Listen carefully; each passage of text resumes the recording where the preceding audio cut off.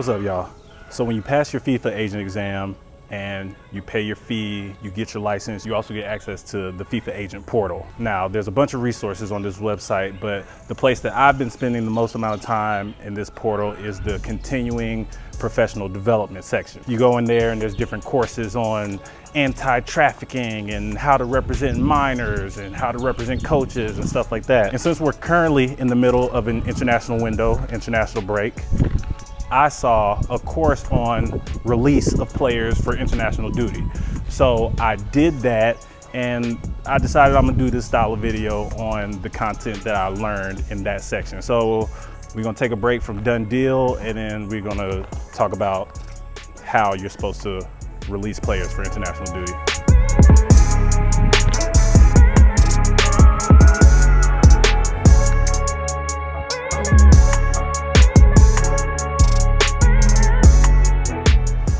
The international match calendar is defined in consultation with the relevant stakeholders like the different associations and FIFPro, which is the players union. It contains the dates of all of the international windows along with some different final competitions. This calendar sets out the dates and periods that can be used for official matches and or friendlies. And you can find it on FIFA's website, and they usually post it showing 4 years at a time. International windows are the periods of time set by FIFA for associations to hold representative team activities. This includes official or friendly matches, but also training camps. Like I said before, these windows are pre-planned in the international match calendar, 4 years at a time. For men's football, there is just one type of window that applies. The international window is 9 days long, starting on Monday morning and ending on Tuesday night of the following week. In the women's game, there are 3 different types of windows. Type 1, a period of 9 days, starting on Monday morning and ending on the Tuesday night of the following week, just like the men's window. During Type 1 windows, either qualifying or friendly matches can be played, and representative teams can organize other team activities like training camps. Then you have your Type 2 window. The Type 2 window is a period of 10 days, starting on Monday morning and ending on Wednesday night of the following week. Now, this type of window is reserved only for friendly tournaments and qualifying matches. Then you have your Type 3 window. The Type 3 window is a period of 13 days, starting on Monday morning and ending on Saturday night of the following week. This type of window is reserved for the qualifying matches for the championships of the women's A-level representative teams of the confederations. So like the women's AFCON tournament. In men's football, a maximum of 2 matches can be played in any international window.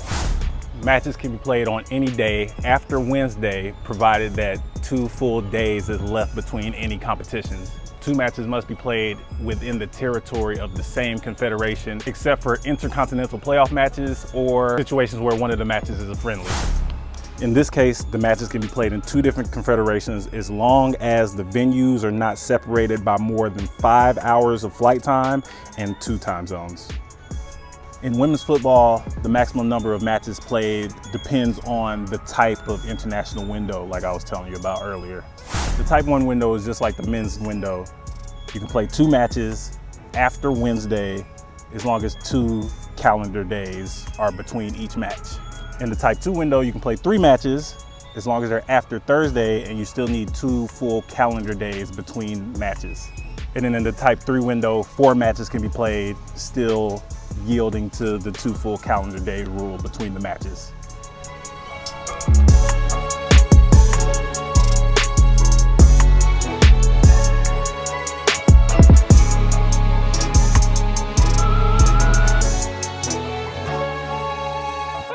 For many players, to play for their national team is an honor and a duty that they're fully committed to.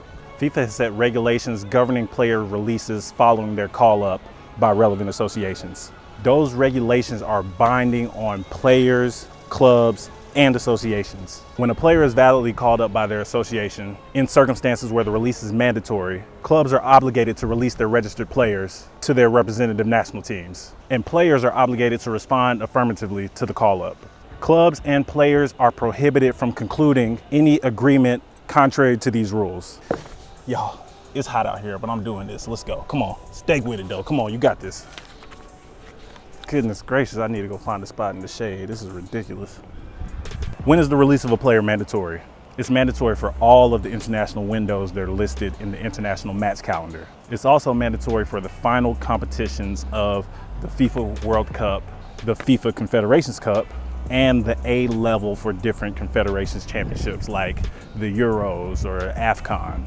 This is pretty much the same thing in the women's game, but they also have an additional mandatory release for the Olympics. I know this lighting ain't great, but y'all, I needed the shade. I was chasing the lighting so bad that I'm out here getting cooked. And this shirt is thick. But anywho, an association wishing to call up a player must notify the player and the club 15 days before the beginning of the international window.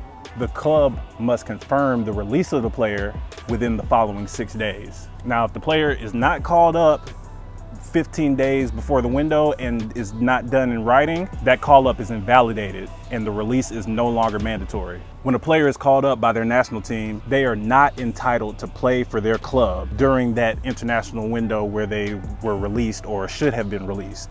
In the event of a player and or club refusing the release of a player to their national team, the player is prohibited from playing for their club during that time and for an additional 5 days after the international window is over. And additional sanctions could be imposed by the FIFA Disciplinary Committee. There is also a specific timeline for the player to return to their club once the international window is over.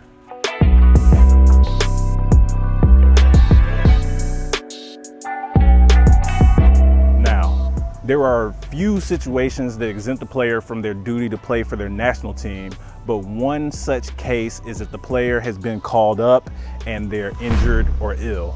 Now, in the case that a player is injured or ill and unable to comply with the call-up, the association can require that the player undergoes a medical examination with a physician of the association's choosing.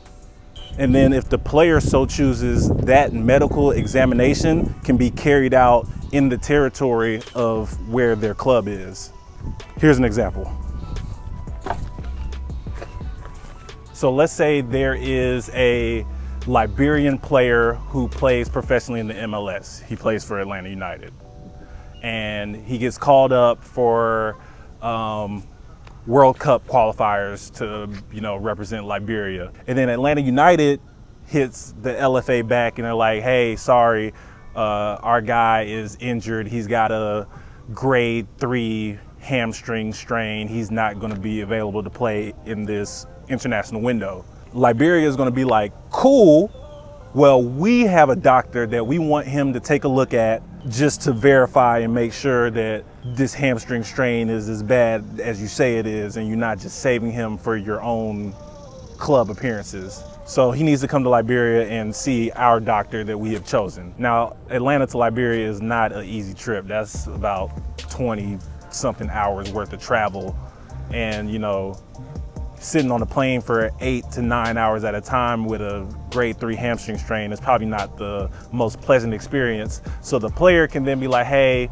this thing is bad. I'm not really trying to get on a plane to come to Liberia for the doctor to look at my hamstring and confirm my injury. So the Liberian Football Association can be like, cool, we found a doctor in Atlanta. That doctor is going to come and check out your hamstring, just give you a second opinion so we can know that everything is on the up and up. So then the Liberian player here in Atlanta will go and meet with the doctor that the LFA has chosen. And once the doctor has, given the second opinion and confirms, yeah, the hamstring strain is as bad as they say it is, he's not going to be eligible to play for Liberia in this current window. The LFA is like, all right, cool. We'll go on about our business, select the next guy. Now, let's say the injury isn't as severe as a grade 3 hamstring strain, because that's something that can keep you out for weeks. Let's say it's something like a sprained ankle that the player has been dealing with for a while now and they're getting towards the tail end of it. The association and the club still go through that same dance process and they get to the point where it's like, okay, this player is not fit to play for the association during the international window. But 4 or 5 days into the window, miraculously, this player is feeling better and they're healed. They then can't play in competitions for their club, even though they didn't travel to their association and they're still here and available for their club. Because you turned down the call up, you are ineligible to play matches for your club during that international window and for up to 5 days after the window has closed.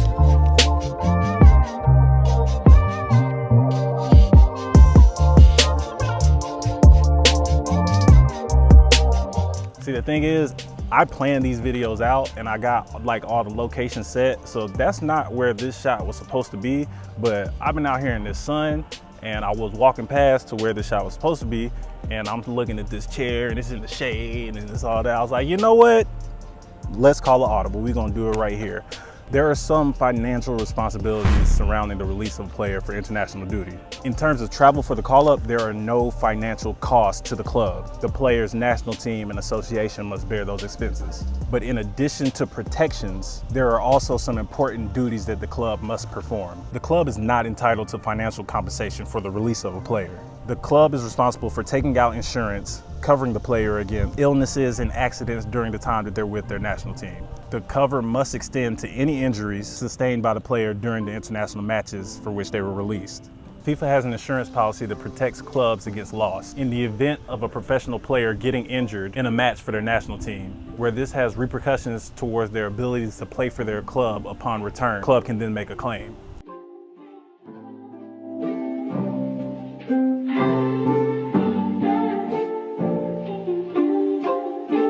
All right, so that's how international breaks work. These windows are well constructed and clearly are given a lot of thought. So since the clubs aren't playing this weekend, today's Saturday, what match are you watching this weekend and for the remainder of the international window? Liberia played Tunisia yesterday. We lost 3-0. So hopefully we'll perform a little bit better on Monday when we take on Malawi. But that's all I got for you today. Until next time, peace.